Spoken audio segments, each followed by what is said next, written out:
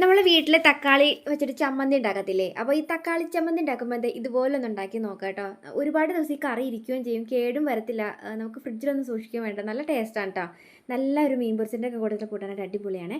അപ്പോൾ അതാ ഞാനിപ്പോൾ എടുത്ത് വെച്ചേക്കുന്നതിനുണ്ടല്ലോ, ഒരു 2.5 സവാള ചെറുതായിട്ടൊന്ന് കുനുകുന അരിഞ്ഞിട്ടുണ്ട്. പിന്നെ ഒരു ചെറിയ കഷ്ണം ഇഞ്ചി, പിന്നെ അതുപോലെ തന്നെ ഉണ്ടല്ലോ ഒരു 3-4 അല്ലി വെളുത്തുള്ളിയും കൂടി ഇതുപോലെ ഒന്ന് അരിഞ്ഞ് മാറ്റി വെക്കുന്നുണ്ട് കേട്ടോ. നമുക്ക് രാവിലെ എളുപ്പമാണ് കേട്ടോ. കുട്ടികൾ സ്കൂളിൽ പോകുന്നൊക്കെ വീടുകളിലൊക്കെ ഉണ്ടാക്കി ഇങ്ങനെ എടുത്ത് നോക്കുവാണെങ്കിൽ എളുപ്പമാണ്. അപ്പം നല്ല ടേസ്റ്റുമാണ്. അപ്പോൾ ഇതുപോലെ ഞാനിപ്പോൾ ഉണ്ടല്ലോ ഒരു കുറച്ച് കടുക് പൊട്ടിച്ചിട്ടുണ്ട് വെളിച്ചെണ്ണ ഒഴിച്ചിട്ട്. പിന്നെ അതിനകത്തേക്ക് ഞാൻ കുറച്ച് കറിവേപ്പില അതും കൂടി ഇട്ട് പൊട്ടിക്കുന്നുണ്ട് കേട്ടോ. ഇത് നമ്മൾ അരിഞ്ഞ് വെച്ചേക്കുന്ന സവാളയും വെളുത്തുള്ളിയും ചെറിയ കഷ്ണം ഇഞ്ചി ഉണ്ടല്ലോ, അത് നമുക്കത് ഇതിനകത്തേക്ക് കൊട്ടാം. ഒന്ന് കൊട്ടിയതിന് ശേഷം ഉണ്ടല്ലോ നന്നായിട്ടൊന്ന് വഴറ്റി കൊടുക്കാം കേട്ടോ. ഒന്ന് ഒരുപാട് വഴറ്റി കരിച്ച് മുരിക്കണ്ട, ഒന്ന് ചെറിയ രീതിയിലൊന്ന് ബ്രൗൺ കളറിലാവുന്ന രീതിയിൽ ഒന്ന് വഴറ്റി കൊടുക്കുന്നുണ്ട് കേട്ടോ.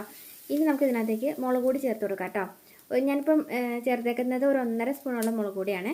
അപ്പോൾ 1.5 സ്പൂണോളം മുളക് പൊടിയും പിന്നെ ഒരു 1/2 സ്പൂണോളം മഞ്ഞളുടെ പൗഡറാണ് കേട്ടോ ഇട്ടേക്കുന്നത്. പിന്നെ നന്നായിട്ടൊന്നും കൂടി ആ മുളകിൻ്റെ ഇതൊക്കെ ഉണ്ടല്ലോ ഒന്ന് നന്നായിട്ടൊന്ന് മുരിച്ച് ഇതുപോലെ ഒന്ന് വഴറ്റി കൊടുക്കാം കേട്ടോ. എന്നിട്ട് ഇതിന് ശേഷം നമുക്ക് ഇതിനകത്ത് തക്കാളി ഇടാം. അപ്പോൾ തക്കാളി ഇടുമ്പോൾ നിങ്ങളുണ്ടല്ലോ അരച്ചൊഴിക്കാം. അപ്പോൾ അരയ്ക്കുമ്പോൾ നമുക്ക് അതിനകത്തേക്ക് ഉണ്ടല്ലോ ചെറിയ കഷ്ണം പുളി ചേർത്ത് കൊടുത്തിട്ട് അരയ്ക്കാം കേട്ടോ.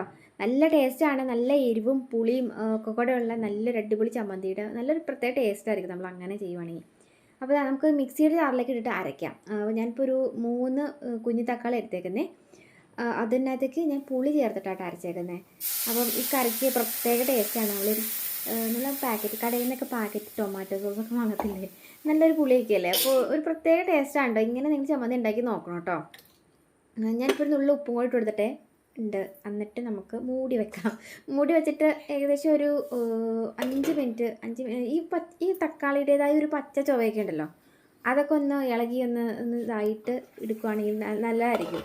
അപ്പോൾ ഞാനിപ്പോൾ നന്നായിട്ടൊന്ന് കൂട്ടി ഇളക്കി മിക്സ് ചെയ്ത് കൊടുക്കുന്നുണ്ട്. ഇപ്പോൾ ഇതിൽ തന്നെ ഞാൻ പിന്നെ വെള്ളം ചേർത്തില്ല കേട്ടോ. ആ തക്കാളി അരയ്ക്കാൻ നേരത്ത് ചേർത്തേക്കുന്ന വെള്ളം ചേർത്തിട്ടുള്ളൂ. അപ്പോൾ നന്നായിട്ടൊന്ന് കുറുകി ഒരു 5-10 മിനിറ്റ് നേരം ഒന്ന് ശരിക്കും തക്കാളിയുടേതായ ഒരു പച്ച ചുവയൊക്കെ ഉണ്ടല്ലോ അത് മാറുന്ന രീതിയിൽ നിങ്ങളൊന്ന് തിളച്ച് മറിയാനായിട്ടൊന്ന് വെയിറ്റ് ചെയ്യുക. അതിന് ശേഷം നമ്മൾ തുറക്കുമ്പം ശരിക്കും സെറ്റായി ഒന്ന് പറ്റി വന്നിട്ടുണ്ടാവും, ചാറൊക്കെ ഒന്ന് കുറുകി വന്നിട്ടുണ്ടാവും കേട്ടോ. ഇതുപോലെ കേട്ടോ.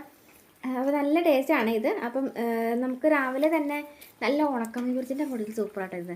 ഉണക്കമീൻ പൊരിച്ചിൻ്റെ കൂട്ടത്തിൽ മാത്രമല്ല, നല്ല മുട്ട പൊരിച്ചിൻ്റെ കൂട്ടത്തിൽ, നല്ല മത്തി പൊരിച്ചിൻ്റെ ഒക്കെ കൂട്ടത്തിൽ അടിപൊളിയാണ്. പിന്നെ ഉണ്ടാക്കി നോക്കുക. എന്തായാലും എളുപ്പമല്ലേ. 2-3 തക്കാളിയൊക്കെ ഉണ്ടെങ്കിൽ എടുത്തുണ്ടാക്കി നോക്കുക, എല്ലാവർക്കും ഇഷ്ടപ്പെടും. അപ്പോൾ നല്ലൊരു വീണ്ടും കാണാവേ. വീഡിയോ ഇഷ്ടപ്പെട്ടുന്നുണ്ടെങ്കിൽ എല്ലാം അവരൊക്കെ ഷെയർ ചെയ്യാം കേട്ടോ. രാവിലെ എളുപ്പത്തിൽ ഉണ്ടാക്കിയെടുക്കാം. കുട്ടികൾ സ്കൂളിൽ കൊടുത്ത് തന്നിട്ട് എളുപ്പമാണ്.